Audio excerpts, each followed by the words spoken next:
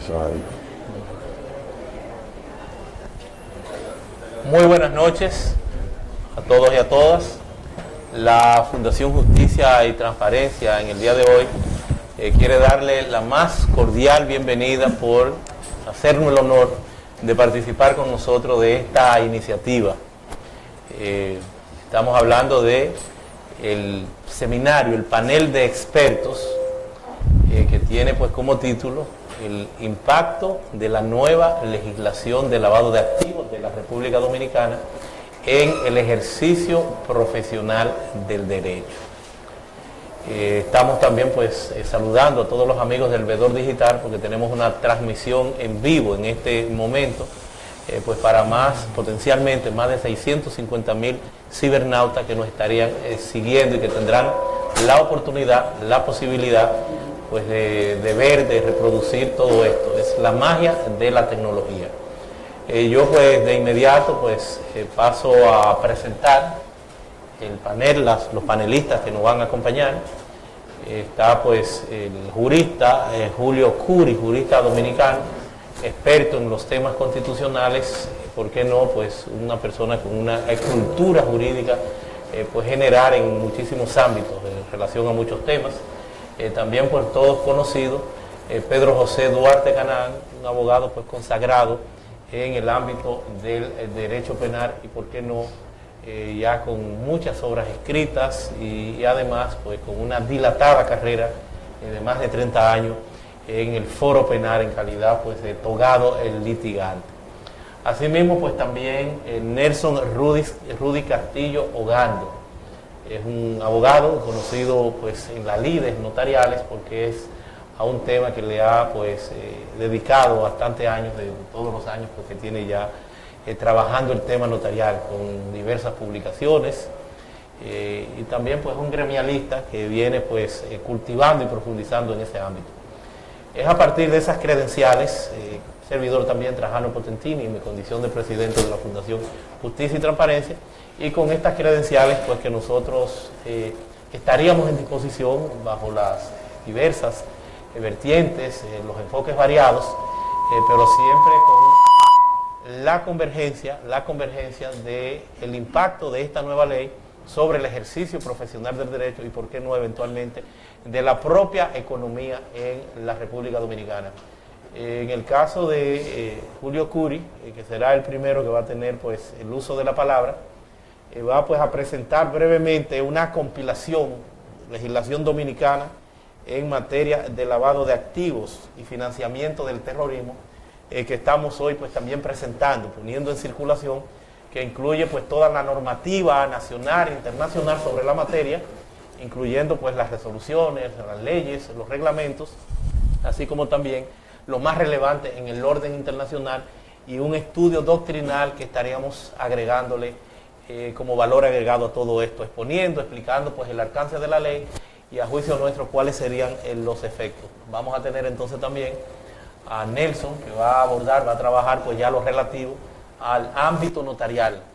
Y ha dicho Nelson, y ya pues tendrá cómo exponerlo, cómo explicarlo, que la profesión del notario pues se ha convertido en una profesión arriesgada de cara a lo que es la implementación de esta nueva legislación. Y en el caso pues de Duarte Canán, va a trabajar con nosotros todo lo relativo a los tipos penales, a las implicaciones desde el punto de vista del derecho penal, del derecho punitivo en este ámbito, en esta materia. Le vamos a dar entonces la palabra a Julio Curi para que pues le dé pues cobertura e inicio a esta. Bueno, primero quiero saludar la presencia de manera especial del grupo de maestría de la Universidad Autónoma de Santo Domingo. Es una extensa delegación que precisamente encabeza en calidad también de maestrante el senador por la provincia de Pedernales, Dionis Sánchez, y con él pues yo creo que a todos los integrantes que están pues masivamente aquí y a otros tantos amigos y juristas que se dan cita pues para participar de todo este proceso, de manera especial también la señora esposa de Julio Curi, que apoya, ¿verdad?, apoyando a su esposo en este seguimiento, en esta especie de periplo intelectual que es lo que pretendemos desarrollar desde ahora. Adelante, Julio. Bien, gracias, Trajano.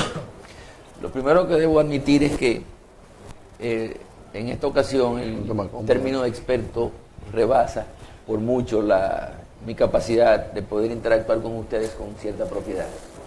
Porque, a decir verdad, esta ley que nos ha sorprendido a todos en el país exige un estudio sereno para poder, digamos, concordarla con la Constitución y saber hasta qué punto algunas de sus disposiciones pueden surtir efectos válidos.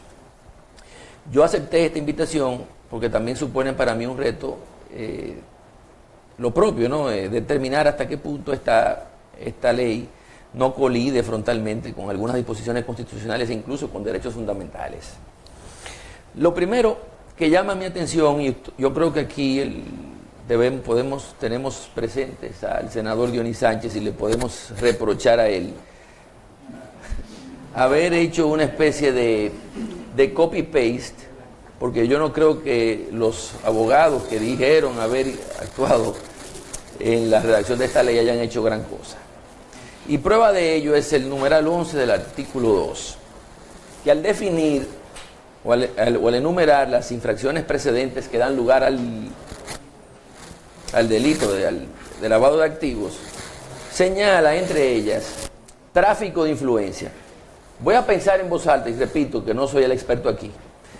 El tipo penal del tráfico de influencia no existe en este país. Testaferrato, otro tipo penal que no existe, porque el testaferrato no es otra cosa que el nombre que presta una persona para aparecer como propietario de un activo que no es suyo. Y eso no tiene nada de ilícito. De hecho, en el derecho civil se llama contraescrito cuando una persona quiere ocultar un bien por razones hasta, digamos, de que su propia esposa ni siquiera conozca el origen o la existencia de ese activo, y eso en modo alguno puede constituir un ilícito que dé lugar al blanqueo de capitales, como lo establece esta ley. El enriquecimiento no justificado, yo nunca había leído semejante cosa. Existe el enriquecimiento sin causa, que de hecho es una figura jurisprudencial, se llama acción de in reverso, y consiste en que cuando una persona presta sus diligencias o sus influencias para que otro genere un provecho económico, la jurisprudencia ha entendido que esa persona tiene derecho a la participación de los beneficios y creó jurisprudencialmente la figura de la acción de in reverso, que es el enriquecimiento sin causa que tiene esa otra persona y que por tanto debe compartirla con la que ha dado lugar, ¿no?, a los beneficios. Estamos aquí también en presencia de los crímenes y delitos de alta tecnología. Y esto pone aún más de relieve el absurdo al que he hecho referencia, porque yo traje conmigo la ley de crímenes y delitos de alta tecnología, y en ella nos topamos en sus artículos 21 y 22 con los tipos de difamación e injuria por las vías electrónicas. Estos dos tipos traen consigo o aparejan sanciones de 3 meses a 1 año de prisión. Son tipos de crímenes y delitos de alta tecnología. Y ustedes podrán creer que a partir de esta ley, entonces, la comisión de una u otra cosa, que son bagatelas, crímenes de bagatela, entonces constituyen infracciones precedentes al blanqueo de capitales. Eso no sucede por estar copiando de legislaciones extranjeras o impuestas absurdos como este, ¿no? Y finalmente engloba toda otra infracción que sea sancionable con penas mayores, no menor de 3 años. Antes, en virtud de la ley 7202, el aire está flojo, ¿no? Con la presión de la... antes eran 5 años, ahora se reducen a 3, que son delitos cualquiera. Y yo digo que esta ley ha sorprendido al país, porque no es posible que en la realidad económica y social nuestra se le dé apertura a una legislación tan drástica como esta, sin tratar siquiera de acoplarla a nuestra realidad. Y es la verdad, porque ¿qué tipos, Duarte y Canán, te pregunto yo a ti, conllevan penas de 3 años hasta, qué sé yo, qué se me ocurre a mí? Vías, de hecho. Tonterías. Tonterías, golpes y Entonces heridas. eso van a ser infracciones precedentes para tipificar el lavado de activos que apareja sanciones hasta de 40 años. Bueno, sigo leyendo y me tropiezo entonces con las célebres PEP, personas expuestas políticamente. Ahí cae el senador, No, y cae el senador, exacto, cae su esposa, caen sus hijos, caen sus sobrinos. Esto es un abuso. La verdad es que el país, a mi modo de ver, incurrió en una sumisión penosísima al aceptar la imposición de esta ley sin hacer modificaciones que, repito, por enésima vez se acomodaran a nuestra realidad social, cultural, económica. Y tenemos ahora un problema mayúsculo encima. Aquí vemos, incluye pero no se limita a los jefes de Estado, de gobierno, funcionarios, bla, bla, bla, ¿no? Así como aquellos que determina el Comité Nacional de Activos, ojo con eso porque luego me voy a referir cuando trate los sujetos obligados, previa consulta con el Ministerio de la Administración Pública. Los cargos considerados PEP serán aquellos funcionarios obligados a presentar declaración jurada. Se asimilan todas aquellas personas que hayan desempeñado o desempeñen estas funciones o su equivalente para gobiernos extranjeros. Incluye a sus parejas, incluso de unión libre. Y uno se pregunta, ¿qué sentido tiene esto? Bueno, lo que se persigue es evitar que el funcionario que delinque utilice a familiares, a su esposa, para blanquear el dinero que proviene de los ilícitos. Ahora, ¿es eso justo? Señores, miren, la Constitución establece en su artículo 40 lo siguiente, al referirse a la igualdad de la ley, ¿no?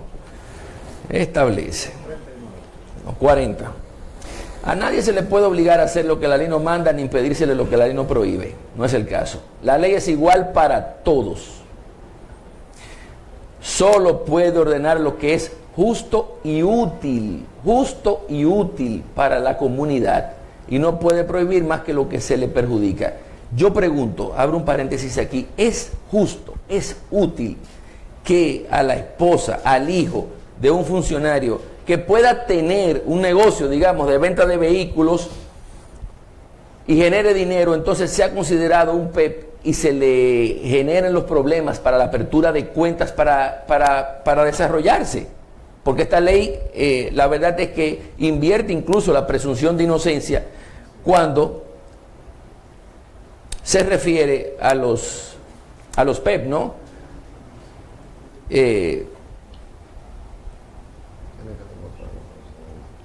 Vamos a ver. Por eso decía que pedía paciencia, iba a pensar en voz alta porque el tema es un reto para mí y para cualquier abogado. Miren, este es otro artículo que la verdad es que da ganas de llorar, ¿no? Se considerarán sujetos obligados no financieros las personas físicas. Estas son las personas que deben cumplir con una serie de exigencias que la ley establece.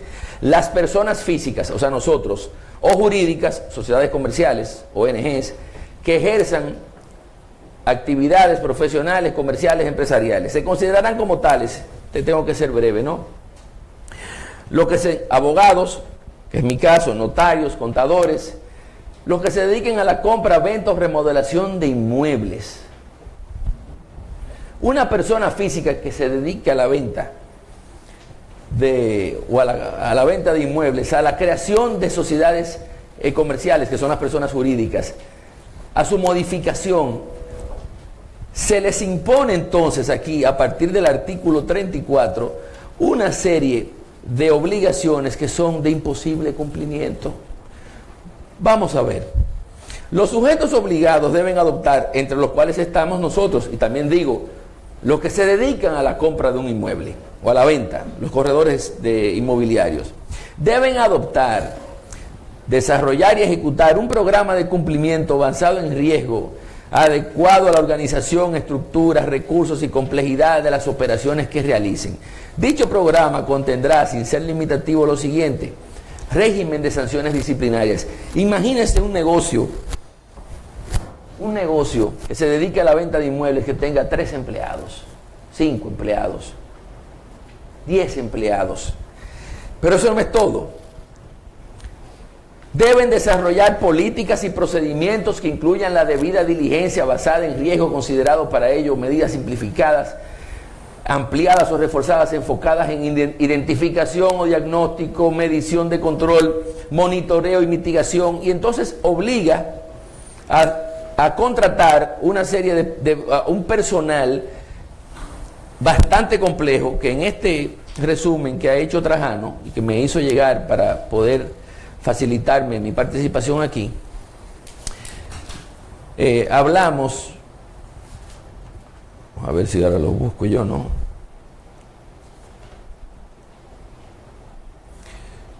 Estamos hablando, ¿dónde está esto aquí? Trajano. Sí, más adelante.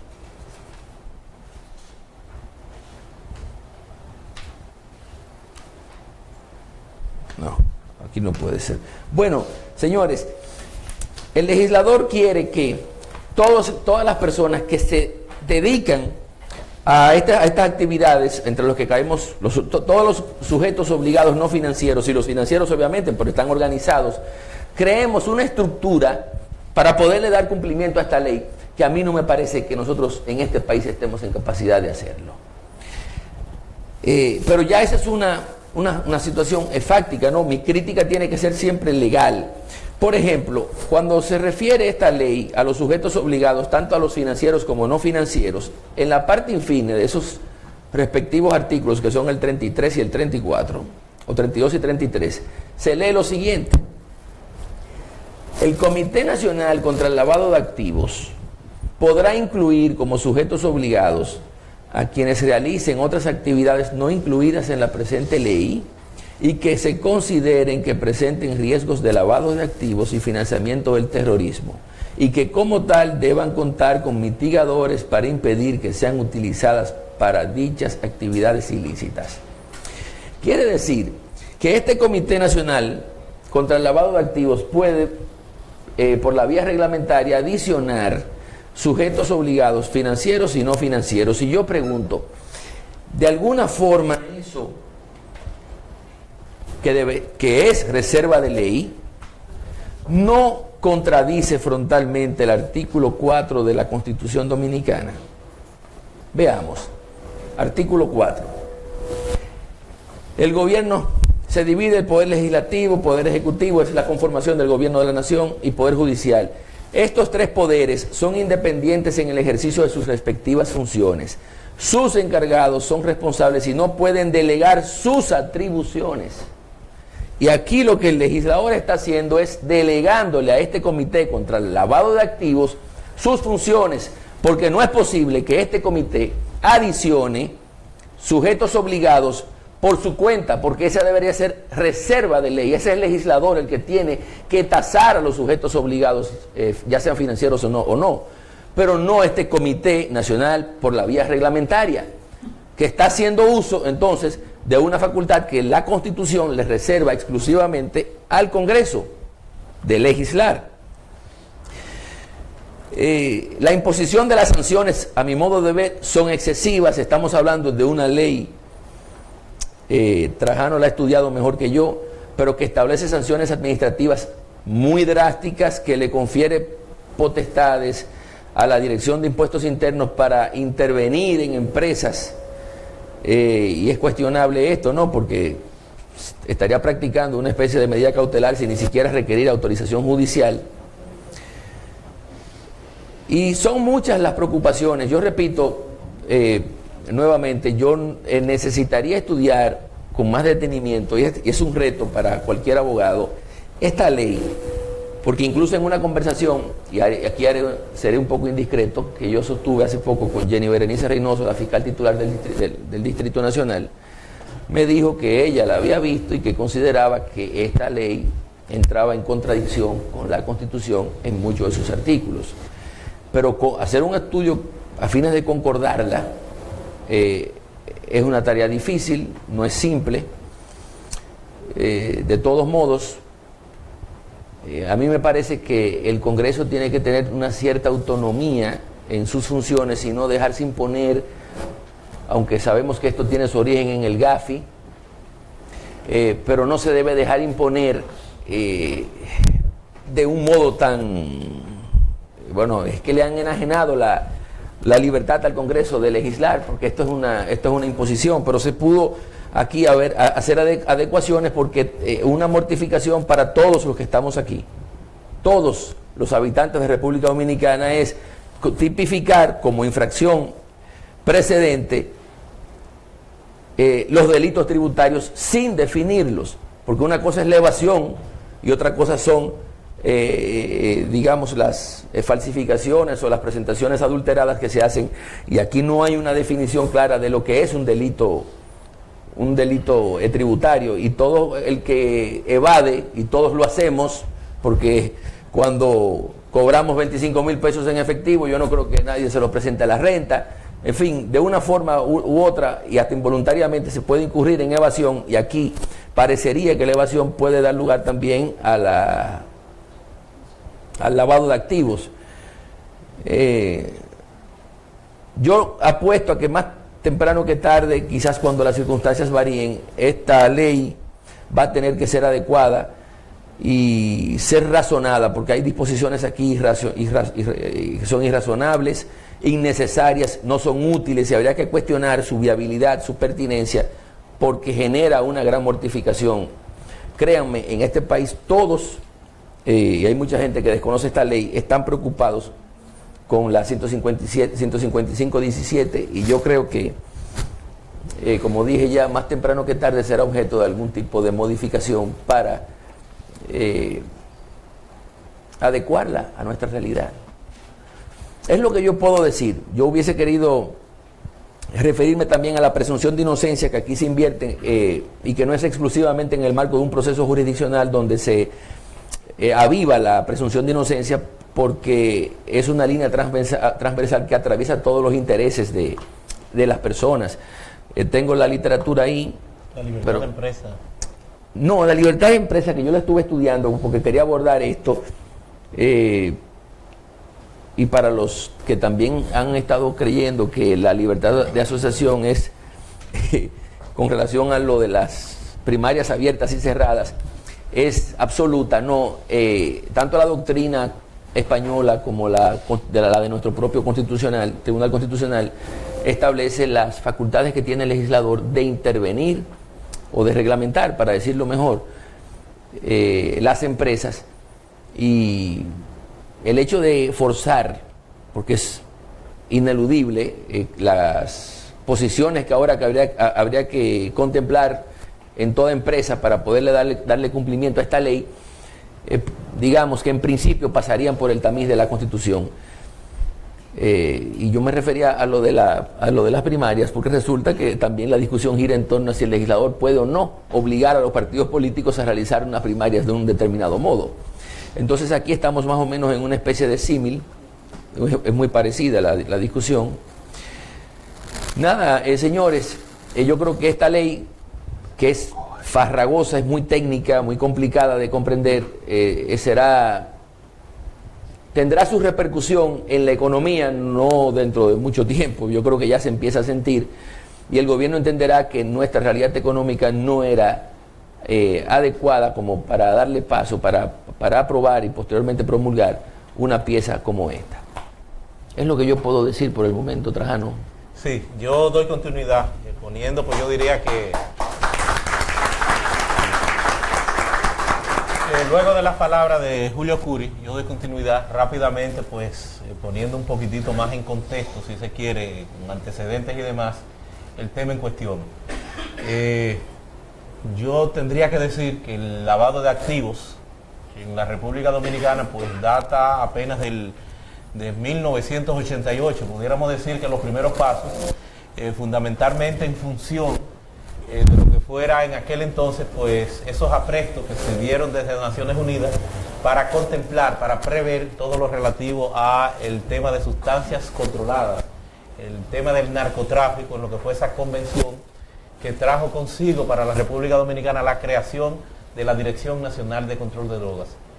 Posteriormente, el lavado de activos, referido estricta y exclusivamente, porque era el mayor problema y porque no el delito que generaba pues más recursos, el lavado de activos en el año de 1995 modifican la ley 5088 y se integra el lavado de activos ya como un tema pues precedente, una infracción precedente, pero estricta y exclusivamente para el tema de las drogas, para los delitos relacionados con el narcotráfico. Posteriormente, ya unos 15 años después, pues también se integra, se consagra ya una ley con mayor cuerpo, respondiendo a una serie de parámetros, estándares internacionales, en función pues ya de lo que fuera la creación en 1989 en París, Francia, del Grupo de Acción Financiera Internacional, el GAFI, con unas 40 recomendaciones que ciertamente pues son, si se quiere, lo que generan esta ley tipo, esta ley modelo, que pues ya en un sostenido avance, la 72-02 del 2002, se entroniza en la República Dominicana ya, recogiendo pues ya una serie de esas directrices a nivel internacional, y ya la ley de lavado de activos se aleja un poquitito del tema de las drogas, no tanto que se aleja, sino que se complementa y se amplía pues más con lo que serían ya otras infracciones graves, donde estaba el tema de la corrupción y otros ilícitos. Ustedes recuerdan pues el tema de los banqueros, las quiebras de los bancos que se asimilaron al componente de lavado de activos en aquel entonces. Pues ya esa ley dura pues una cantidad de años, 15 años, la 72-02 en vigencia, y ya fue el pasado mes de mayo del año 2017, el 31 de mayo, es aprobada en ambas cámaras. Fíjense ustedes si esto fue un tema rápido, a la misma fecha que aparece en la Cámara de Diputados es la que aparece en el Senado, o sea que fueron liberalizadas de trámites, y en el mismo día al vapor pues se solucionó, se resolvió todo esto. Y vemos entonces que posteriormente, pues ya un día después es promulgada, o sea, la estaban esperando, y 7 días después, 7 de junio, pues también es publicada en la Gaceta Oficial. Esta premura viene dada en función, y así lo retrata el considerando 13º, que expone que si el Estado no se abocaba a resolver esto de manera rápida, con esa celeridad, pues pudo haberse visto entonces compelido a estar en una lista negra, en una lista de países que se asimilaban como no cooperantes y estaban entonces integrados o amarrados a lo que son algunas directrices internacionales que no iban a apartar, no iban a marginar de la participación en un sinnúmero de temas de acceso económico, de acceso al crédito, además también del riesgo país, y un sinnúmero pues de parámetros y variables que se usan, que están conectadas y que tienen que ver con esa superestructura que se llama Grupo de Acción Financiera Internacional, que reitero, viene elaborando, viene trabajando con varias recomendaciones que venían pues completando, venía ampliando, y pues con unos borradores, 1990, 1996, 2001, 2003 y 2012, que es el último borrador que precisamente presentan. Y ven ustedes, y nos parece pues un poco contraproducente que sin que necesariamente tengamos en la República Dominicana el tema del terrorismo, el único precedente que tenemos o que recordemos inmediato, salvo pues otras épocas muy pasadas ya, es un joven que participara pues en una especie de incendio en el metro y que está condenado a unos 35 años. Pero se integra el componente porque luego de las Torres Gemelas, esto que de alguna forma pues llenó al mundo de terror, cambió el paradigma de la seguridad, el choque, el por qué no entre derechos versus el componente de seguridad a partir de lo que fuera ese acontecimiento. Vimos ahí que con las Torres Gemelas pues también hubo que incorporar, hubo que entronizar el componente del terrorismo, y eventualmente también asociado al propio terrorismo, el tema de armas de destrucción masiva, que son dos temas que vienen también de las manos con esta ley y que se complementan con un sinnúmero de resoluciones del Consejo de Seguridad de Naciones Unidas, de una ley, la 1267-68, también de 2008, República Dominicana, que crea una serie de instancias y se da con todo esto pues un complemento. Es hasta ahí que en aras el país de ponerse a tono con esta realidad, pues tiene que verse imbuida, involucrada en lo que son pues si se quiere, armar una especie de Frankenstein, es como podemos ver esta ley, porque como bien apuntara a Julio Curi, pues tiene un grupo de tipos penales que no están consignados, no están consagrados ni siquiera como tipos penales en la República Dominicana, en otras legislaciones sí. El propio sicariato existe como una expresión doctrinal y habrá que ver hasta dónde pues le ha hecho acopio para definir, en tal caso, pues lo que sería la autoría intelectual, que lo que se ha venido aquí es asimilando, incluso jurisprudencialmente, a una especie de cómplice. Entonces se le da esta cobertura al sicariato y a otros delitos, como bien reitero apuntar a Curi, que en modo alguno pues encuentran esa cobertura o esa cabida desde el punto de vista de la técnica legislativa. Tiene el inconveniente de que prácticamente de manera instrumental criminaliza todo lo relativo al tema penal de la República Dominicana. Si estamos hablando de infracciones con penas que están ampliadas en esta ley hasta 40 años, fuera de lo que es el derecho tradicional común hasta 30 años, estamos hablando de 3 a 40, estaríamos entonces en presencia de que más del 90% de toda la actividad criminal o delictuosa tiene vocación de lavado de activos en la República Dominicana. Y que lo único que tendría, pues, entre uno y otro hacer la diferencia, sería el que se tengan o no bienes. Pero vienen también otros temas que evidentemente, y bien pues, también lo apuntara Julio. Manipulación de mercado, ¿qué tipo penal es ese? Manipulación de mercado, entre otros tantos, pero lo más perturbador, entiendo yo, es los denominados sujetos obligados no financieros, porque están los sujetos obligados financieros que tienen una estructura previa y que hay un seguimiento y que están sometidos como grandes negocios a esa intervención estatal a partir de las diferentes superintendencias, como son los bancos. Vienen trabajando, tienen una mecánica, tienen una parafernalia procedimental para dar al traste eventualmente con todos estos temas que se pudieran generar. Entonces es comprensible que Superintendencia de Bancos le dé algún seguimiento y tengan que están desarrollando grandes negocios. Los bancos ganan 3, 4 y hasta 5 mil millones de pesos al año. En el mundo yo creo que es uno de los temas pues, más rentables en la República Dominicana, el tema de la banca.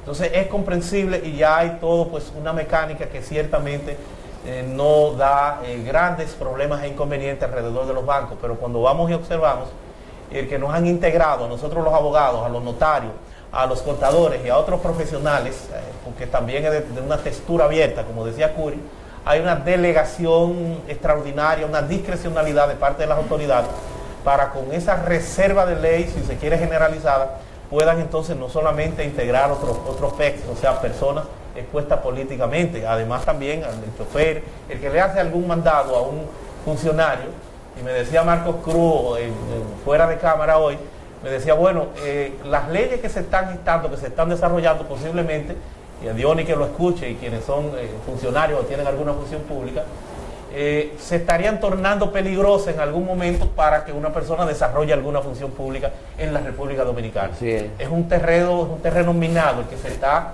que se está planteando en este, si se quiere, sobreinterés, o por qué no celo, de resolver un tema como el lavado de activos, que tiene pues una cobertura pues más amplia, y entonces vemos cómo estos sujetos obligados, en el caso nuestro, los abogados, el que haga alguna diligencia en el orden jurídico entra también dentro de la clasificación, cómo pues se nos estaría planteando que tenemos que tener un manual, un código de ética, que tenemos que tener un régimen disciplinario para poder imponer sanciones a nuestros empleados, que tiene que haber este manual a que hacía referencia a Julio, este manual para el tema de los riesgos, que hay que llevar, pues guardar las operaciones por unos 10 años, guardar los documentos, la designación de un oficial de cumplimiento, un ejecutivo de alto nivel que sería el enlace para verificar y ver pues cómo tú llenas las expectativas del planteamiento que se te pudiera estar haciendo al nivel de la ley, amén, señores, de las capacidades que ciertamente discrecionales tiene la Dirección General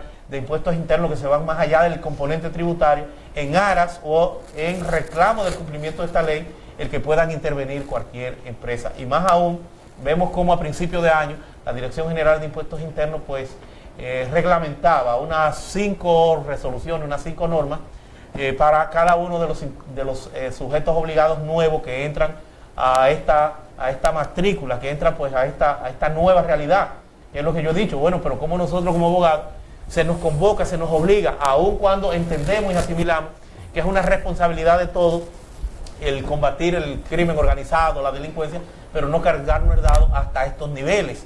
que tengamos que hacer una reingeniería administrativa, operativa, en lo que son las oficinas de abogados, que supone, señores, supone, y por eso el gran impacto, hasta para los empleados, el que eso sea una circunstancia agravante, el que es empleado de un abogado, le es una circunstancia agravante al tenor de la ley, o sea que resultaría peligroso hasta trabajar con un abogado. No sabemos hasta dónde pudiera esto eventualmente, pues hasta limitar la posibilidad de hasta el derecho al trabajo.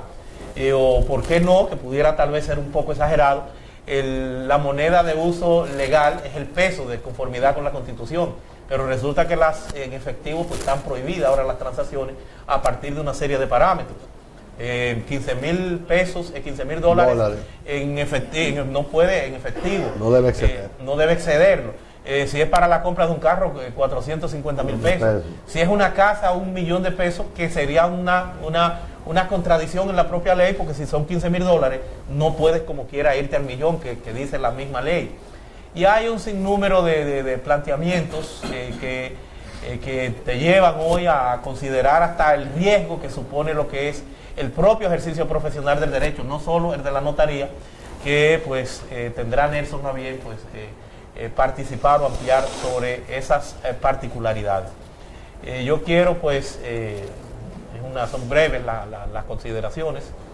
Yo quiero ahora pasar pues al doctor Pedro J. Duarte Canaán, reitero, reconocido doctrinario, sobre todo en el ámbito penal, pues para que también participe y nos dé las consideraciones del lugar, y al final pues también vamos a que el público, en la medida que lo estime, que lo entienda, pues pueda tener algunas consideraciones, preguntas, reflexiones o participaciones. Adelante, Duarte. Sí, bueno. Buenas noches a mis colegas letrados que me acompañan en la mesa, con el inefable amigo Trajano Vidal, Potentini Adames. Conversaba con Vidal en días anteriores a este conversatorio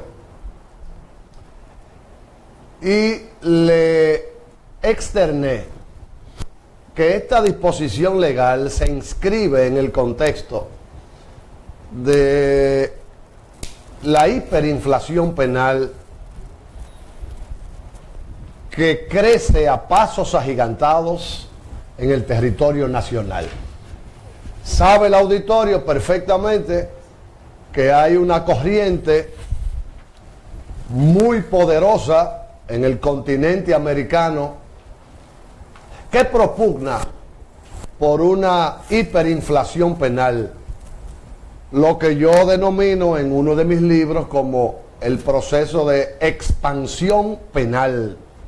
Sí, hay una tendencia a expandir el protocolo de leyes penales. Y yo podría compartir con ustedes el hecho de que en República Dominicana tenemos 194 leyes en el contexto del protocolo penal. Leyes penales. Cuando uno se adentra a analizar esta nueva disposición legal, como decía Julio, y refrendado por Vidal, uno identifica inmediatamente la gran contradicción que existe en la legislación con lo que es la esencia pura de la teoría del delito. Cuando uno estudia a profundidad teoría del delito, derecho penal material, y hace un ejercicio de lo que es, por ejemplo, el juicio de antijuridicidad, que es diferente al juicio de culpabilidad, porque hay una responsabilidad penal por dolo y hay una responsabilidad penal por culpa, lo que es el homicidio doloso y lo que es el homicidio culposo. Por eso el gran maestro, el inefable maestro español Enrique Basigalupo, así lo dejó plasmado en 14 tomos de teoría del delito, de que la parte inferior de la culpa es la culpa, porque la culpabilidad por culpa es cuando el sujeto viola la norma del deber del cuidado. Tenemos un protocolo de leyes penales extenso y ahora se suma una ley adjetiva que criminaliza y crea situaciones que son extremadamente contradictorias. Por ejemplo, el artículo 5 de esa ley plantea, por ejemplo, 40 años de prisión mayor para un sujeto que haya sido encontrado culpable de terrorismo. Pero el artículo 5 de la ley, cuando tú lo cruzas con la doctrina nacional y la extranjera, te encuentras que nosotros tenemos una doctrina en derecho penal material, que es la composición tripartita. Desde Cuello Calón hasta Klaus Roxin, el alemán, ambos coinciden en que hay una composición tripartita. Hay un autor material, hay un coautor y hay un cómplice. En España existe la figura del partícipe. Nosotros no tenemos la figura del partícipe. El artículo 5 de la ley dice 40 años de prisión mayor para aquel individuo que cometa el tipo penal de terrorismo. Pero en el artículo 6 dice que el cómplice de terrorismo recibirá los mismos 40 años. Entonces observen ustedes cómo la combinación de los artículos 5 y 6 de la ley entran en contradicción con el bloque de doctrina nacional y extranjera en lo que es la configuración categorizada, porque cuando uno estudia a profundidad ese protocolo penal de que el sujeto necesita tener el dominio del acto para que el juzgador entienda en ese ejercicio armónico y global de una carpeta probatoria, para que ese juzgador determine tu culpabilidad, tiene que de manera integral y armoniosa establecer de manera fáctica el grado de participación que tuvo un sujeto en la comisión del injusto. Autor material, máximum de la pena, según el Código Penal Dominicano del siglo XIX, que es el que tenemos vigente. Entonces es risible uno encontrarse con el sicariato. Cuando ocurrió el caso del hijo de un abogado prestante de Santiago, ustedes recuerdan el caso trágico de un letrado, hijo de ese notable letrado santiagués. Aquí se viene hablando por boca de ganso y de manera a veces con estupidez extrema, funcionarios del Ministerio Público y del Poder Judicial hablando de sicariato. Y es que el sicariato es inexistente en el contexto de un instrumento represivo que se llama Código Penal. Señores, eso es homicidio agravado. Aquí lo único que tenemos como tipo penal es el homicidio agravado, que se convierte en asesinato. Entonces el tipo penal de sicariato es inexistente en ese instrumento represivo que se llama Código Penal. Entonces, la ley infla esta nueva disposición penal, contribuye con el proceso de hiperinflación penal. Pero te plantea un escenario escabroso, que son las vulneraciones a los protocolos de derechos fundamentales. Y ahí Julio sabe mejor que yo que los derechos fundamentales no son fundamentales porque están consignados en la Constitución, sino porque tocan de manera transversal la dignidad del ser humano. Entonces, un estudioso que se adentra y se aboca de manera profunda a analizar esta ley, se encuentra, por ejemplo, que existe, Julio, el delito tributario. En el numeral 11 del artículo 2 de la ley aparece el delito tributario como delito precedente al blanqueo de capitales. Es decir, un sujeto, un individuo que compra unas facturas de comprobante fiscal de manera fantasma y la deposita ante la DGI, se hace pasible de ser judicializado por un delito tributario. Y la nueva ley habla de 700 salarios mínimos en el sector privado, no sectorizado, como delito precedente, y constituye delito tributario la compra de manera fantasma de esas facturas del comprobante fiscal con la finalidad de burlar quizás los protocolos de la DGI. Entonces, ¿qué acontece? Fíjense, hay una sentencia que yo quisiera compartirla con ustedes, y antes de continuar debo saludar de manera muy especial al grupo, que es un grupo de maestría del que Vidal me ha hablado, grupo de maestría de la UAS. Y yo voy a compartir con ustedes 10 jurisprudencias que yo tengo del Tribunal Regional de Frankfurt, Alemania, y del Tribunal Supremo Alemán. 10 sentencias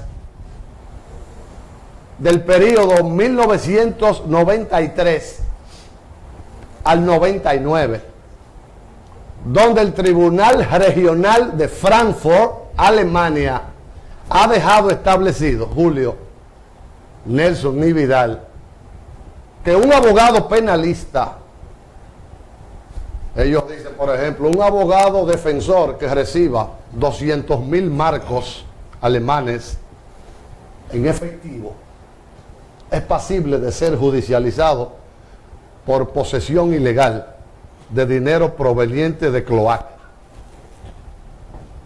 Entonces, en Alemania, desde el año 1993, se estudia y existe allá una teoría de lo que se llama los honorarios maculados del abogado.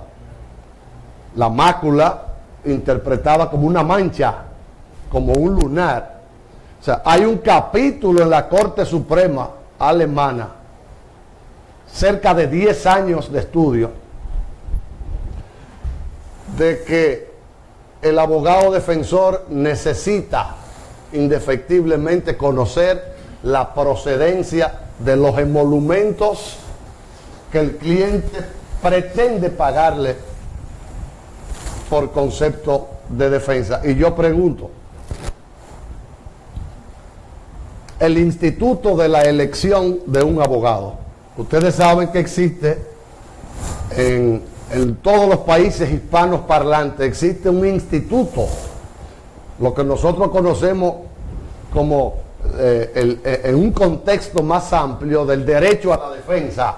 Por ejemplo, en Alemania existe el instituto de la elección espontánea del sujeto activo del ilícito a elegir un togado. Yo tengo mucha plata y quiero contratar a Julio Curi. Entonces Julio me pregunta cuál es la procedencia de esa plata que tú pretendes pagarme para que te defienda. Si Julio se asusta y rechaza mi oferta, probablemente aparecerá otro letrado que acepte. Ahora, yo no quiero un abogado de oficio. Fíjense, la defensoría de oficio, la defensa pública es una defensa subsidiaria. Cae en el contexto de una defensa subsidiaria. por encima y de manera palmaria está el derecho que tiene el encartado a elegir un letrado de su elección. Entonces ahí entra lo que yo hablaba con Vidal, de que la DGI flexibilizó mínimamente lo que está planteado en el 47 y en el 57 de la ley, de que yo tendría entonces que tener un oficial de cumplimiento en mi oficina de abogados. Mi oficina tiene 45 años, la fundó mi padre, la marca, y hace 34 que la dirijo yo. Entonces, según la ley, yo tendría que tener un oficial de cumplimiento. Yo tengo 7 empleados actualmente. Tendría que contratar un oficial de cumplimiento y tendría que sociabilizar con la empleomanía un código de confidencialidad y un código de ética. Pero yo tengo una contadora en mi oficina, porque yo pago los impuestos. Yo tengo una contable, contadora, asesora, tributo en la Seguridad Social y tributo en la DGI.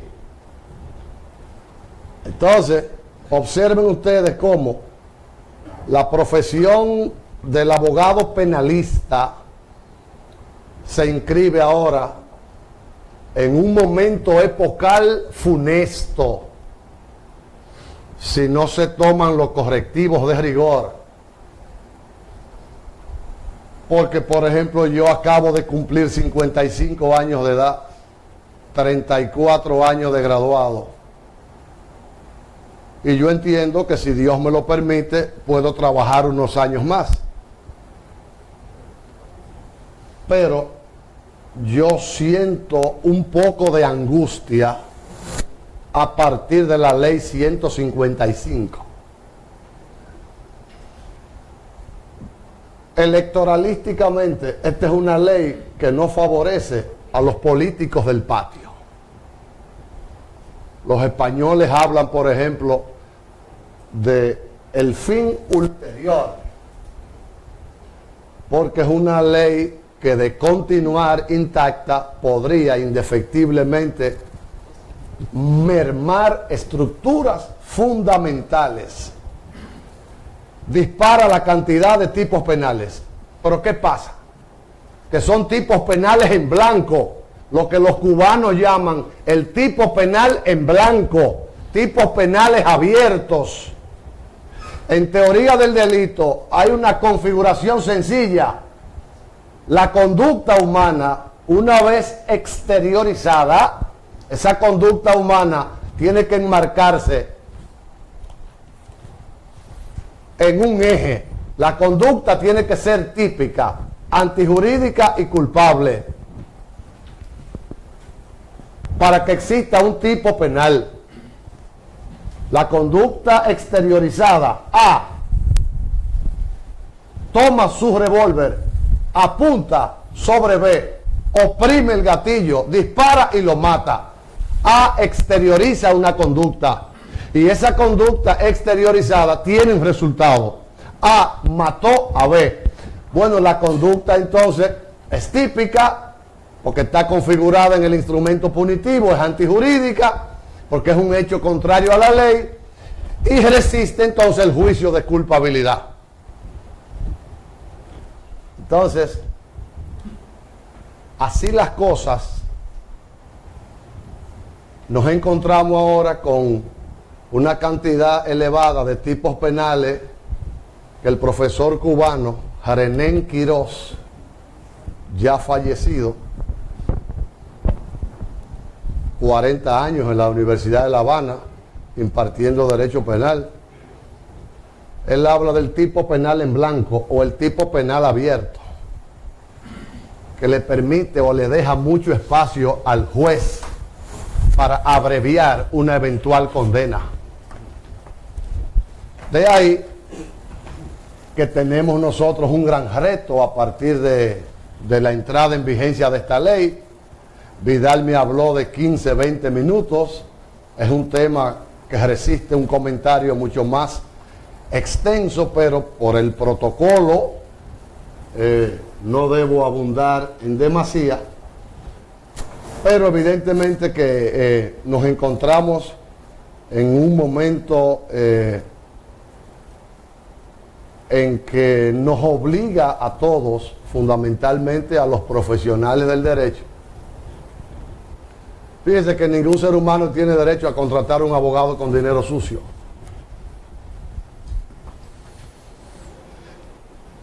Ningún ser humano tiene derecho a contratar un letrado con dinero sucio, pero no se trata que el dinero sea sucio. Se trata de que se vulnera el instituto de libre elección de un togado. Porque ¿qué ha dicho el Papa Francisco recientemente?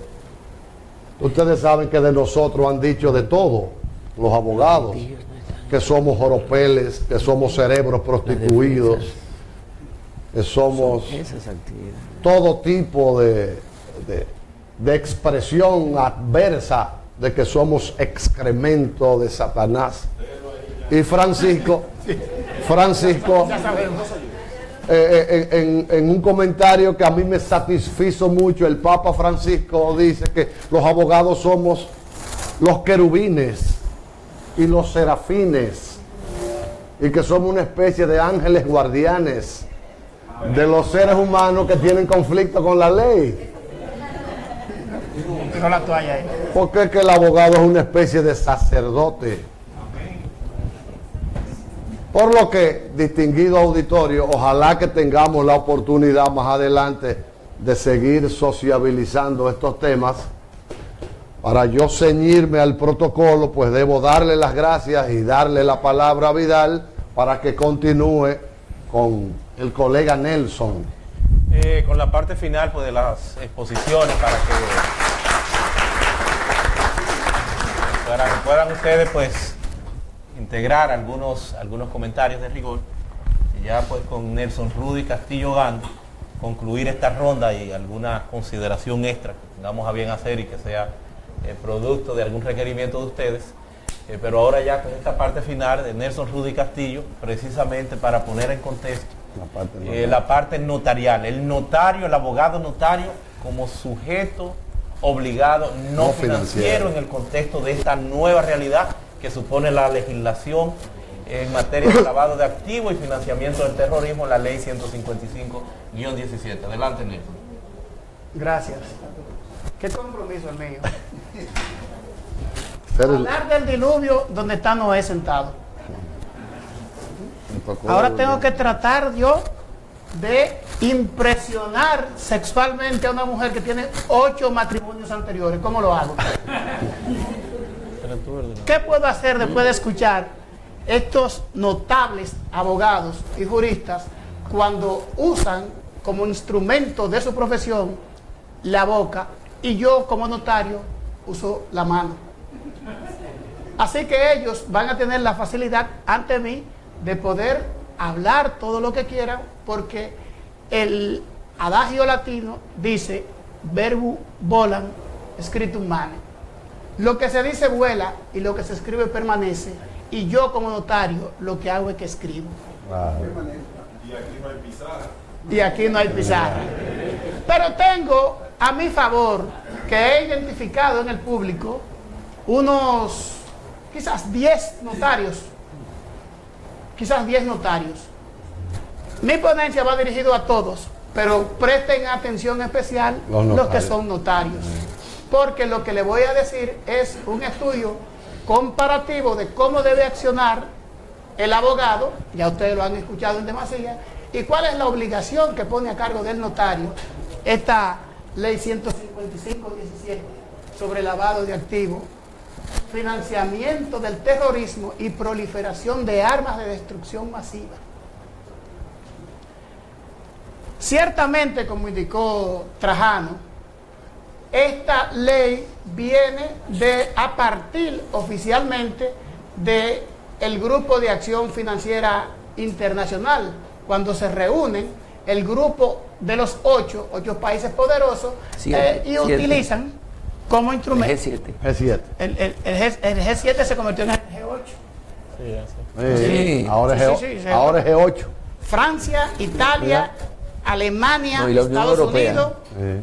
Gran Bretaña, Japón, China y Rusia. Y Rusia, G8. El G8. Pues estos países económicamente y militarmente poderosos conciben la idea de crear un grupo destinado a lo siguiente. El objetivo es la bancarización de la economía. Todo lo que se haga, y por eso Potencilla aclaró muy bien, el dinero, moneda de curso legal, ya está dejando de ser usado de manera física, porque todo debe ser a través de los bancos. Los notarios tenemos una gran desventaja en esa parte y una ventaja. Una ventaja que estamos protegidos, pero tenemos una desventaja porque ese proceso, el grupo de Banco Mundial, a través de sus análisis del Doing Business, están propugnando por la desaparición de la profesión de notario. Porque entienden que el notario entorpece las relaciones. ¿Y qué persiguen ellos? Que el notariado de tipo latino que nosotros ejercemos, que la primera condición es ser profesional de derecho, desaparezca para que tengamos un tipo de certificadores de firma, como es en el sistema anglosajón, Estados Unidos, Inglaterra, la India, donde no exista la seguridad jurídica preventiva que da el notario, sino que los contratos estén amparados en una garantía económica a través de una fianza. ¿Quiénes venden la fianza y ante quién hay que contratarla? Ante los bancos. O banco. Ante los bancos. Eso es algo que se está gestando a nivel mundial. Y el actual presidente de Francia, Macron, propugnó desde su curul de legislador eso y lo aupó, basado básicamente en los estudios que había hecho Hernando de Soto, un economista peruano, pero que es un hombre del Banco Mundial, que hizo los estudios donde entiende que con la bancarización de la economía se produce la desaparición del notario y evidentemente van a ser cada vez más ricos los bancos. Los bancos. Limitándonos a la ley de lavado de activos, tenemos que desde mucho antes de que existiera el dinero como tal, ya existía lavado de activos. Y fue considerado como un pecado la usura en los tiempos de antigüedad. Pero ese lavado de activos empezó a generarse y aquí nosotros en la isla, en el Caribe, fuimos los primeros protagonistas de lo que se puede conocer como lavado de activos. ¿Por qué en el Caribe? Ustedes han visto la película Los Piratas del Caribe. Ustedes conocen las actuaciones en todo el área del Caribe de los piratas ingleses, holandeses, encabezados por Sir Francis Drake. Sir Francis Drake hacía los, ¿cómo se llaman? Los atracos a los barcos, las acciones de piratería y las joyas, las prendas, los dineros que conseguían en eso, no iban a la corona originalmente, iban a islas que están ubicadas en Italia, de ahí que Sicilia, y a islas griegas, a disfrutar de esas riquezas malavidas, sin ningún tipo de sanción. Eso no puede estar por encima Ahí de la ley. empezaron a constituirse esos en los que hoy denominamos paraísos La pirámide fiscales. normativa está por debajo. Eso trajo como consecuencia que en el 1621 la reina de Inglaterra llama a Sir Francis Drake y lo embiste como caballero y le dice: usted se puede quedar aquí, disfrutar de todas sus riquezas, y eso constituye la primera amnistía universal de lo que es el lavado de activos. Pues eso empezó a generarse así en la Edad Media y luego en Estados Unidos, ¿no, verdad? Con el sistema que de ahí deriva el nombre de las lavanderías, que no era más que la forma que tenían los Al Capone y los capos de esa época, de una vez inventado el tambor para lavar la ropa con la introducción de detergentes, ese tambor giratorio se constituyó en una lavadora. Y ellos, para blanquear el dinero de sus actividades ilícitas, compraron lavadoras, hacían red de tiendas de lavadoras y las personas iban con dinero efectivo a depositar para poder accionar la máquina y ya ellos sacaban un dinero que era producto de esa actividad lícita. Y de ahí que toma el nombre de lavado de activos, el blanqueo de capitales, porque un dinero originalmente de una actividad ilícita, sucia, ellos lo transparentan, lo limpian a través de ese sistema. Para los años los años 80, en Colombia, el capo de capos, Pablo Escobar, uno de sus secuaces, es hecho preso en Estados Unidos, y ahí es donde se utiliza por primera vez de manera propia, en términos legales, el término lavado. Ya a partir de eso estoy hablando de los años 80, en el 89 se reúnen el grupo de los 8, en el 90 vienen las recomendaciones del GAFI, y el GAFI elabora 40 recomendaciones que son las que, tropicalizadas en este país, se han convertido en la ley 155-17. Una legislación que no solamente existe aquí, porque en 185 países del mundo con el mismo criterio la han impuesto, solo que aquí no pudieron tropicalizarla tanto, y como Julio indicó, hay infracciones, delitos precedentes que son inexistentes aquí, pero hay otros que sí son delitos aquí en cualquier parte que fueron excluidos. Por ejemplo, como sujeto obligado en Honduras, para indicar un ejemplo cualquiera, están los partidos políticos, están los equipos de fútbol, están como sujetos obligados los grupos que se dediquen a hacer actividades, Julio, como anillo al dedo para ti, hacer los conciertos internacionales. Espectáculos. Esos espectáculos internacionales generan miles y miles de dólares. Pues en otros países son sujetos obligados, pero aquí no lo son. Aquí no quedó. Tuvieron la suerte, como una suerte que medianamente empezaron a correr los banqueros, las bancas de apuestas que estuvieron excluidas en la primera etapa y luego, ante las presiones, fueron incluidas. Bien, tenemos la ley. Lastimosamente, como han indicado los juristas, la ley existe y tiene muchos vicios, pero yo como notario tengo que partir de la realidad de que la ley está y tenemos que actuar con esa ley hasta tanto nosotros, los abogados de este país, que nos sintamos afectados por eso, pues tenemos a partir de 2010 la creación del Tribunal Constitucional, pudiéramos hacer una acción directa de inconstitucionalidad y llevar nuestros requerimientos de inconstitucionalidad al tribunal y que el tribunal se pronuncie. Si el tribunal se pronuncia y expulsa la normativa, la que sea demandada, pues habremos ganado. Pero hasta tanto no suceda eso, tenemos que limitarnos al cumplimiento estricto de la ley, y ahí voy con ustedes, mis queridos colegas dobles, que son los notarios, porque somos colegas abogados y colegas notarios. El notario tiene un accionar diferente al abogado. El notario debe escribir. Yo hice unos apuntes de cómo debe actuar el notario, y comparado con la profesión de abogado, aunque nosotros tenemos un ejercicio dual, porque somos abogado y notario, pero desde el punto de vista ético, cuando actuamos como abogado, no podemos actuar en el mismo caso como notario y viceversa.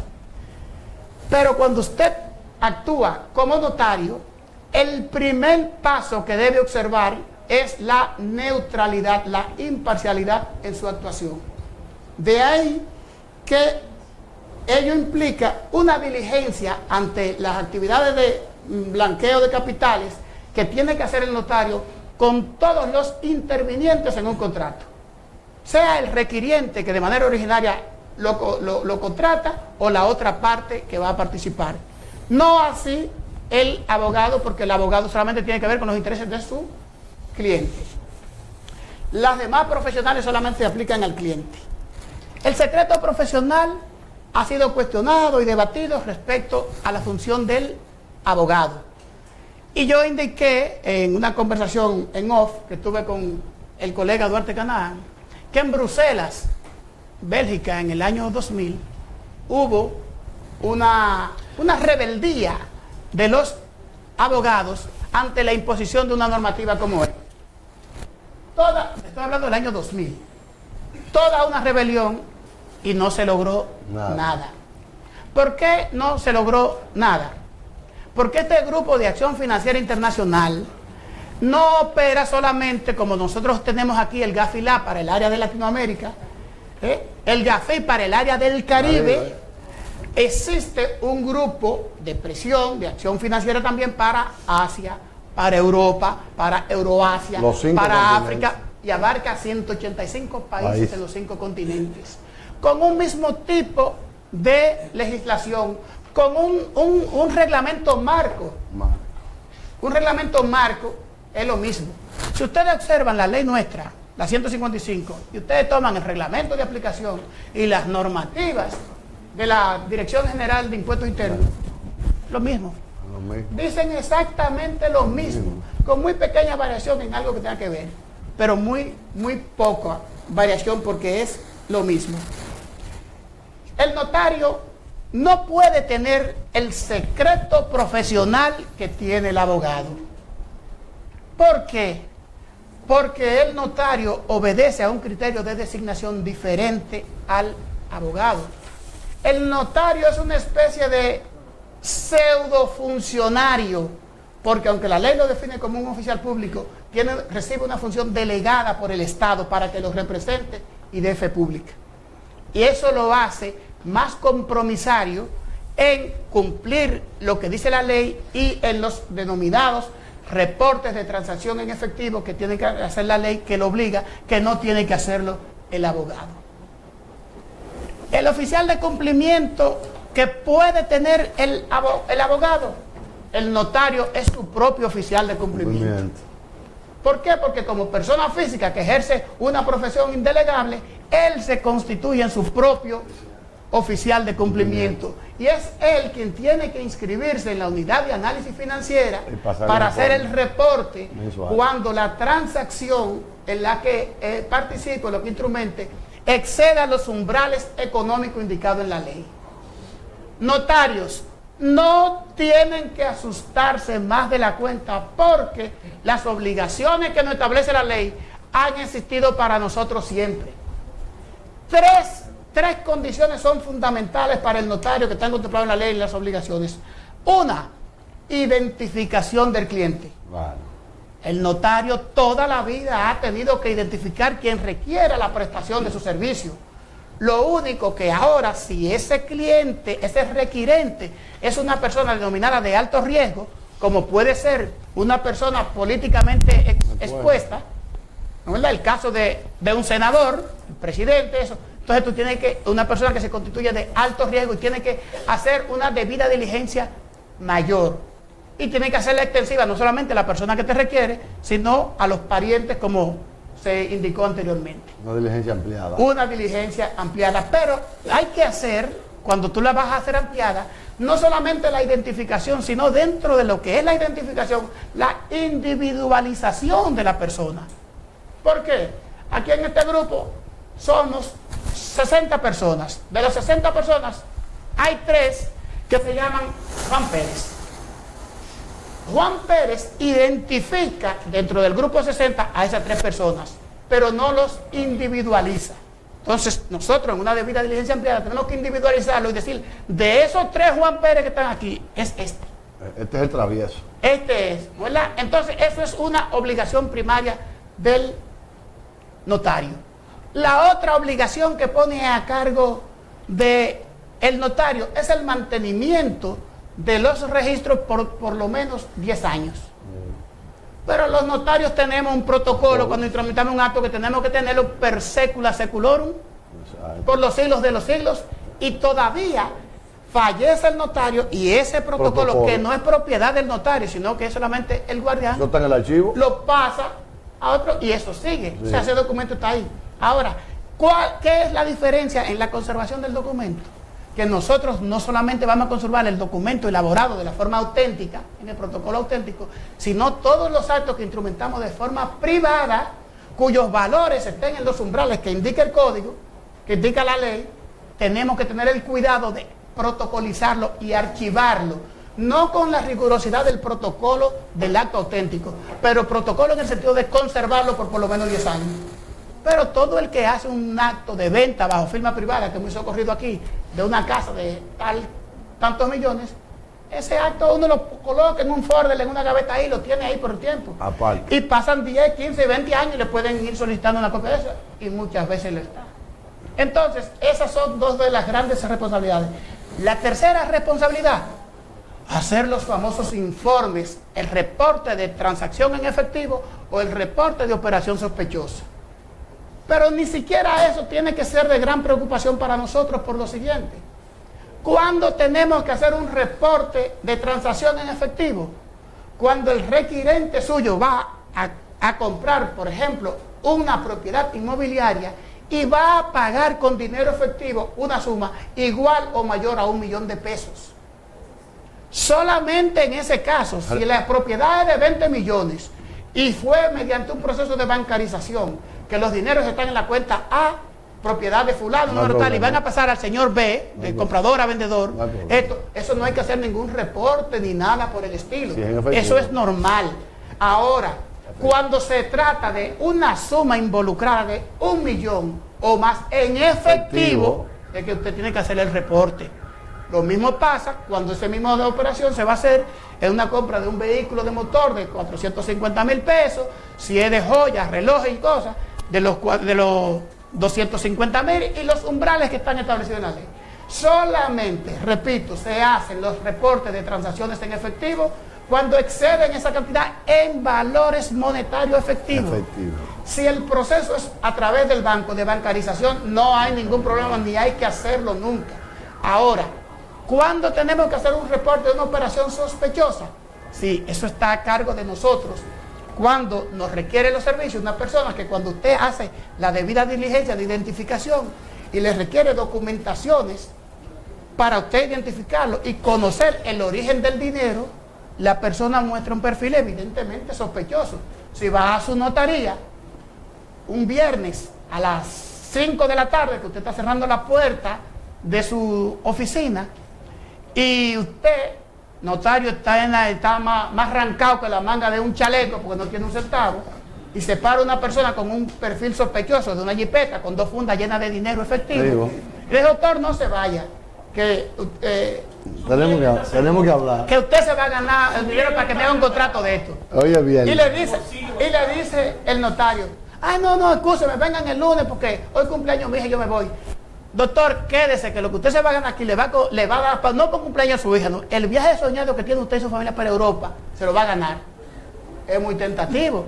Usted se queda, pero cuando usted va a hacer la debida diligencia y empiece la identificación, ese dinero en efectivo, y la persona se muestra con un perfil sospechoso porque no le puede dar eso, usted como notario puede no aceptar el caso, porque usted tiene el deber de abstención cuando usted lo entiende.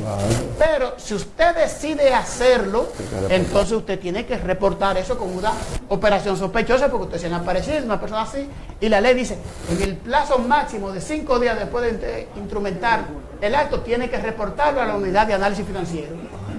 ¿Cómo se hace un reporte a la unidad de análisis financiero? Sencillo, yo lo he hecho. Sencillo. En el portal de la unidad de análisis financiero, hay en su página web, ahí está el modelo, usted accesa. Y un formulario elemental sencillo, donde le pide a usted su nombre, evidentemente, y su dirección, le pide que usted se registre. Usted llena ese formulario y a vuelta de correo le dan un número, que es con el que usted se va a referir en reportes posteriores. El número tal. Yo utilizo 78-2036 porque era mi matrícula en la universidad. Claro, eso para ponerlo como ejemplo. Entonces me da mi número, ya yo no soy ni eso ni nada, yo soy ese número. Con eso, cuando tengo que hacer un reporte, porque están pagando más de $1 millón en efectivo, por ejemplo, en la compra de un inmueble, me acceso a un formulario que se llama reporte de transacción en efectivo, y en ese reporte de transacción, en ese formulario, yo lleno, ¿qué yo lleno? Los datos mínimos elementales que están contenidos en el contrato. El nombre del comprador, el nombre del vendedor, el monto, el tipo de moneda utilizado, y tiene ya en cabecilla, que de manera automática se lo pone el sistema, el registro del nombre suyo, para ellos saber que fue fulano que hizo ese reporte. Ahora, esos reportes obedecen a unos criterios de confidencialidad que no lo puedo ni decir yo como notario, ni mucho menos la unidad de análisis financiero. Solo que aquí, para tipos de reportes y cosas, se ha dado el caso en la práctica que, por ejemplo, en el registro de títulos, y fue un caso que se circuló en las redes, se hizo una transacción de 7.600.000 pesos, para ser exacto, en efectivo, y cuando va al registro de títulos para hacer la transferencia del título, el registrador de títulos para la operación e indica que no se puede hacer porque hay que llevarle la prueba fehaciente del pago. Un exceso del registrador. Porque no era la prueba fehaciente del pago, que eso tenemos que requerirlo. La prueba fehaciente del pago es pagó con cheque, pagó con una transferencia. Copia de todo eso, usted tiene que tenerlo para que cuando llegue al registrador de títulos. La copia de todo eso es la prueba fehaciente del pago. Pero el exceso del registrador quería que le dijeran que la persona indique de dónde obtuvo ese dinero, y eso es un exceso, porque no tienen que hacerlo el registrador de títulos en ningún caso. No tiene que hacerlo en ningún caso, porque como las operaciones son cruzadas entre la Dirección General de Impuestos, porque cuando usted quiere un inmueble, ¿qué es lo que tiene que hacer? Primero, a la Dirección de Impuestos para ir a pagar los impuestos, ¿verdad? Entonces, el notario como sujeto obligado tiene que hacer el reporte. La Dirección de Impuestos es el ente supervisor donde tiene la información también. Cuando tú vas al registro de títulos, ¿qué es? El Estado también. Se cruza toda la información y toda la información tiene que ser coincidente. Si una información de esa no es coincidente, alguien está faltando, y ese alguien entonces se va a hacer pasible de las sanciones administrativas o penales que indica la ley. En el caso del notario, nuestras sanciones administrativas empiezan desde los 300.000 pesos por una infracción leve hasta 4 millones de pesos de multa. Y la prisión, aquí hemos hablado, desde 1 año hasta 40 años, si usted se hace partícipe de lavado de activos de forma agravada. Yo creo, señores, si estoy en el tiempo todavía, yo creo, señores, que no tenemos que alarmarnos un poquito más de la cuenta. Lo que tenemos es que ser prudentes, porque el hecho de nosotros ejercer una función delegada por el Estado, tenemos que practicar los principios de autorresponsabilidad. Si nosotros, que estamos comprometidos, y la Constitución lo dice, con la prevención del delito, el blanqueo de capitales y el crimen internacional, nosotros tenemos la ventaja, la oportunidad de que no se hace una transferencia mobiliaria o inmobiliaria en este país sin la intervención de un notario. Por vía de consecuencia, el legislador ha colocado el notariado como una actividad, un sujeto obligado no financiero, pero existe aquí, allá y acullá en 185 países. Podemos estar de acuerdo o no con las responsabilidades, pero, repito para concluir, hasta tanto no demandemos en inconstitucionalidad la ley, notarios hay que cumplir con eso, y no hay de qué preocuparse siempre y cuando los valores en efectivo estén dentro de los umbrales que indica la ley. Muchísimas gracias. La participación de Nelson Rudy Castillo Gando, que tiene, todo parece indicar que una visión, pues yo diría que atenuada del componente de los notarios, pudiera ser atendible en algunos puntos. Posiblemente el hecho de que ciertamente la notaría implica pues un protocolo previo, no es el caso del abogado como oficial de cumplimiento, como sujeto obligado no financiero, que debe mantener registro por espacio de 10 años también, amén de que le corresponde pues el conocimiento, el cuestionamiento de su cliente en relación a los temas que le corresponden por abordar o tratar. Yo pues veía que Heriberto como notario ahorita se quedaba como pensativo cuando Nelson pues hacía el planteamiento del hombre que va con el maletín en la jipeta o sea, es un planteamiento inicial por un lado, pero la realidad pudiera ser otra. No conocemos como notario de verdad la situación de esa persona para entablar la discusión, el cuestionamiento de dónde salió.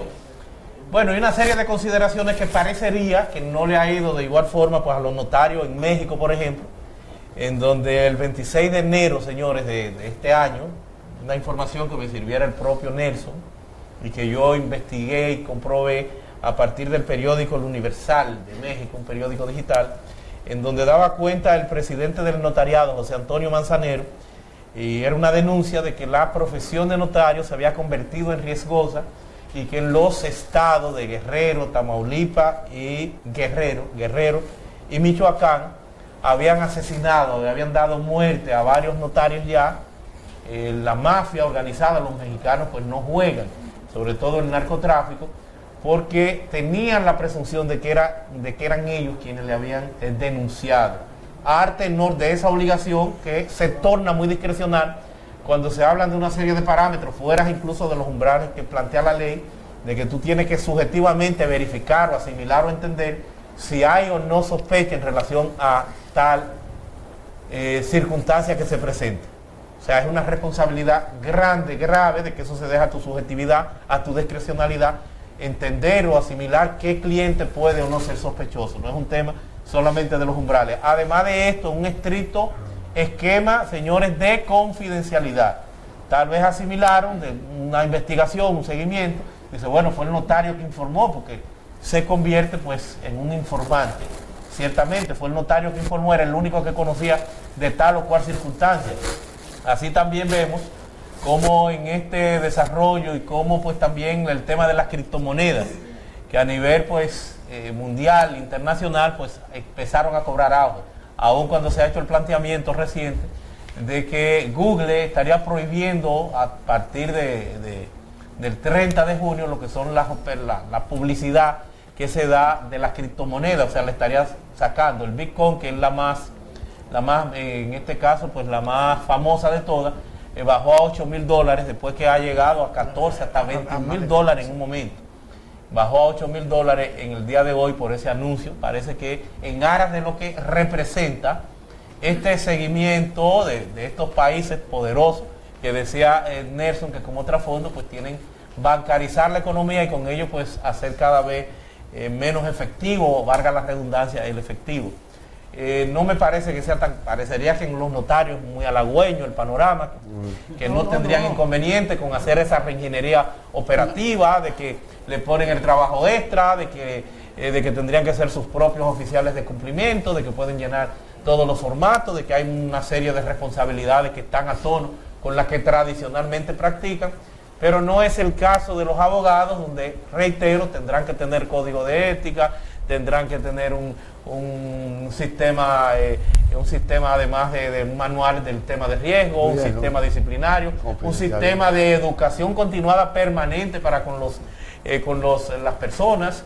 Está el componente también de la naturaleza del abogado penal, que es una persona que no viene libre de pecado.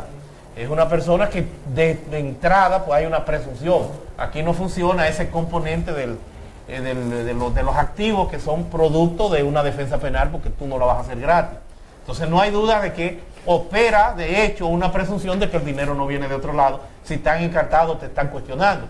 Estaríamos entonces ante una negación del eventual o posible defensa de ese imputado y, por qué no, del acceso al derecho al trabajo que pudiera tener el letrado, que no debe trabajar gratis.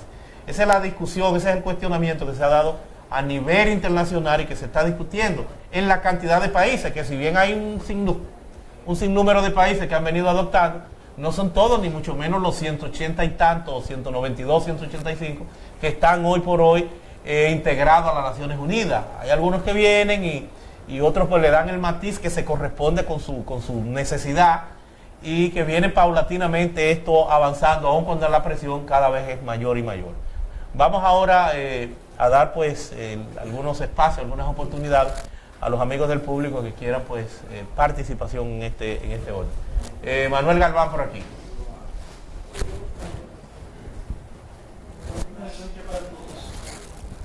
Yo no digo que englosar esta ley. Pienso que el riesgo es tanto para el notario como para el abogado. Todo va a depender en qué vertiente se desempeñe la operación el notario, porque el notario tiene la doble función de notario y abogado. Si actúa como abogado, corre el mismo riesgo que todos nosotros. O si solamente se limita al caso de la notaría, ya estaría exento de ese riesgo que tenemos en general los abogados. Y mi pregunta es a Julio, ¿hasta dónde esta ley le resta importancia, le resta interés político al mandato de la Constitución, su artículo 55, artículo 56, que ordena la ley de extinción de dominio? ¿Hasta dónde esta ley, por la dureza, por la expansión penal que tiene, hasta dónde le resta importancia a la creación de la ley de extinción de dominio? Yo creo que eso no está previsto. Al futuro, pero no. No, pero no está aquí en la ley. Sí, Pues no está aprobada todavía. sí, no solamente no está aprobada. ¿A qué se refiere la extinción de dominio? Sí, lo que hace es en relación, lo que hace es una que deja parcialmente de la ley 72-02, deja algunos de manera transitoria lo que tiene que ver con la disposición de los bienes incautados para eventualmente el componente de la ley de extinción de dominio, que como dice Julio, ciertamente pues todavía es una aspiración que pudiera también los diputados y senadores pudiera posiblemente pues meternos en una camisa de 11 varas mayor, porque la ley de extinción de dominio es propio producto de una situación muy concreta, por ejemplo de Colombia con el narcotráfico, que no es la realidad de la República Dominicana. Yo creo que hay que agarrar esto con pinza y estar pues también atentos con esa parte. ¿Alguna otra participación? Sí, buenas noches, mi nombre es Rafael Volques, no soy notario, vine aquí a aprender, ¿verdad?, también de la ley de lavado, pero los precios entre una venta, un contrato inmobiliario, está entre las partes.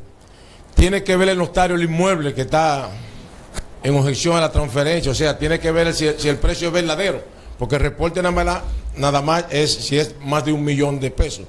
Si es menor y el inmueble vale más, ¿tiene alguna penalidad el notario en hacer ese contrato? Es que el monto para los fines de lavado de activos empieza, no es por lo que digan las partes, porque las partes hacen un contrato ahora de que, ok, la propiedad vale 2 millones, 3, 5, pero le van a poner 800,000 pesos para no estar en ese monto. Pero el precio, lo primero que hacen es que van a la Dirección de Impuestos Internos, que va a hacer la tasación y le va a poner el precio que vale eso. O sea, aunque usted diga que son 800, yo dicen, no, estos son 3 millones y los impuestos los va a pagar en base a eso. En base a 3. Ahora, si el notario le hizo el contrato en base a los 800,000 pesos que dijeron las partes, y ese dinero evidentemente es menor al millón que está eso, el notario no tiene ningún tipo de responsabilidad, porque el notario instrumentó un acto por debajo de los umbrales que establece la ley. Entonces no tiene ningún tipo de responsabilidad el notario en ese caso. ¿Alguna? El inmueble no está registrado, ¿verdad? El precio se lo llevan las partes. Vale 10 millones, bueno, 800,000 pesos. Pero, ¿Tiene alguna responsabilidad el notario que ese inmueble o va a ir el notario a ver el inmueble para contactar el valor? Sí, pero es que el notario está en las partes aquí, la propiedad está en X sitio. Ahora, conforme a la ley 140, el notario debe ser de la misma jurisdicción, de la misma demarcación territorial donde esté el inmueble. Pero ok, estamos aquí en el Distrito Nacional, estamos aquí en Gascue y está en Arroyo Hondo. Están aquí las partes. Yo no tengo que ir para Arroyo Hondo a ver la propiedad. Me dicen que la venta es 800,000 pesos. Y yo instrumento un acto por 800,000 pesos, que es lo que dicen las partes. Ahora, primera objeción de ese contrato. Hay que llevarlo original y 3 copias a la Dirección de Impuestos para la transacción, porque se va a hacer la transferencia. Allá mismito le dicen, no, estos no son 800,000, estos son 3 millones. Ahí mismito empieza a caerse el contrato y el pago de los impuestos y el pago de eso. Todo sigue a partir de esos montos que están establecidos por la Dirección de Impuestos. Además, la autonomía de las partes. O sea, al notario no le corresponde pues, hacer ese escrutinio con esa profundidad. Otra participación aquí. Miren, ante un Estado irresponsable, lo digo así por la situación que uno ve, cuando en impuesto interno te tasa un inmueble, van, lleva el acto bajo firma privada y impuestos internos te dice eso es tu valor a pagar por el impuesto. ¿Qué pasa? Cuando tú pagas cuando va a registro a transferirlo, registro te pide la prueba de ese valor. Poco importa, muchas veces si es más de $1 millón de pesos, pero te pide la prueba de que tú compraste, de que fue a través del banco, o sea, de que tú ese depósito que tú obtuviste fue sacado del banco. Hay un asunto, digo yo, un poco delicado porque es un acto bajo firma privada y tú lo que notarizas es la firma. ¿Qué pasaría entonces cuando, con la pregunta de él, el valor del inmueble es de 3 millones, pero las partes manifestaron la voluntad, uno de venderlo en 800 y el otro de comprarlo? ¿Cuál es la responsabilidad del notario? Es que no tiene, porque eso, el precio se pone de acuerdo entre las partes contratantes. Se ponen de acuerdo en el precio y en el objeto. Y el notario sencillamente dice, ¿están de acuerdo en eso? Yo escribo lo que ustedes están de acuerdo. Sí, porque ya ahí opera también en la otra finalidad, que es la de impuestos internos, que al margen de lo que ellos acuerden, si estima que es mayor, pues va a cobrar más, pero no hay ningún inconveniente. ¿Alguna otra final participación? Una última participación atrás. Saludos. Yo quiero hacerle, conocer su opinión, tomando en cuenta o marcando la legislación en base nada más al delito penal del narcotráfico. ¿Qué tan factible o rentable es esta ley comparándola con la anterior? Nada más enmarcándola en base al narcotráfico. Bueno, la actual ley adjetiva que rige lo relativo al tráfico de sustancias narcóticas, usted sabe que es la ley número 50 del 30 de mayo de 1988. Bueno, la primera diferencia es que esta nueva legislación aumenta la pena, porque esta tiene un máximo de 40 años. La ley 50 no llega a 40 años, obviamente. Usted sabe que el patrocinador, el narcotraficante, está categorizado. El consumidor, el distribuidor, el narcotraficante, patrocinador arriba. Obviamente de 5 a 20 años es la escala de la ley 50-88. La nueva legislación se mueve ahora de 3 a 40. Si el delito precedente es el narcotráfico, obviamente que una vez probada su culpabilidad, porque no es el fáctico el que te condena, es la carpeta probatoria. En ese sentido, duplica la pena, haciendo el parangón rápido entre la actual y la nueva. Correcto. Bueno, pues ya nosotros darle las gracias a Julio Curry, a Duarte Canaán, a Nelson Rudis, a todos ustedes, al equipo, ¿verdad?, de la maestría en Derecho Constitucional y Procesal Constitucional de la Universidad Autónoma de Santo Domingo, al Vedor Digital, ¿verdad?, que por esta magia de la tecnología podrán ustedes pues tener acceso a todo lo que se ha abordado, a todo lo que se ha tratado aquí. Hemos tenido pues una transmisión en vivo por el primer portal cívico de la República Dominicana, que está ya disponible y que ha estado y que tendrá ya una cantidad apreciable de comentarios para que se pueda interactuar y dar un seguimiento especial a este programa. A ustedes pues la gracia en nombre de Trajano Potentini y de la Fundación Justicia y Transparencia, y ya pues para compartir un brindis ya en la parte final, ya fuera de este ambiente. Gracias.